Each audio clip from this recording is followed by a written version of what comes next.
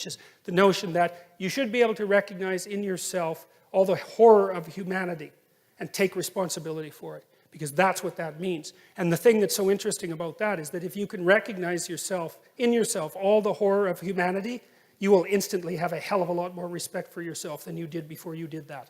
Because there's some real utility in knowing that you're a monster. Now, and just because you're a monster doesn't mean you have to be a monster, but it's really useful to know that you are one. So, one of the things that Jung knew, and this is something that I find so amazing about his writings, and I think something that really distinguishes him, for example, from Joseph Campbell, who talked about following your bliss, is like Jung said very clearly that the first step to enlightenment is the encounter with the shadow. And what he meant by that was everything horrible that human beings have done was done by human beings, and you're one of them. And so if you don't understand that, and to understand that really means to know how it was that you could have done it. And that's a shattering thing. To try to imagine that, to try to imagine yourself as someone who's engaged in medieval torture, to see how you could in fact do that. You're never the same after you learn that.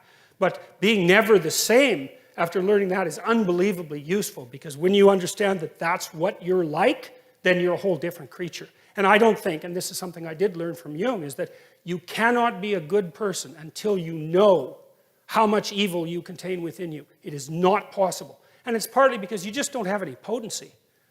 Like, if you're just naive, if you're just nice, if you'd never hurt anyone, you'd never hurt a fly, you don't have the capability for any of that, why would anyone ever take you seriously? You're a domestic animal at best, and a rather contemptible one at that. And it's a very strange thing, because you wouldn't think that the revelation of the capacity for evil is a precondition for the realization of good. But I believe, first of all, why would you be serious enough to even attempt to pursue the good unless you had some sense of what the consequence was of not doing it? You have to be serious about these sorts of things. It's not the game of a child, right? It's the game of a fully developed adult. And I learned this in part when I had little kids. I wrote a chapter from my new book called Never Let Your Children Do Anything That Makes You Dislike Them.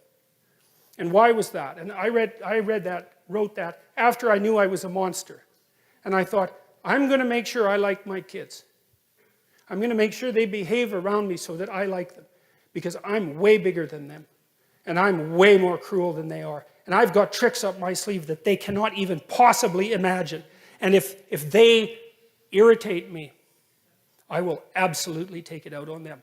And if you don't think that you're the sort of person that would do that, then you are the sort of person who is doing it.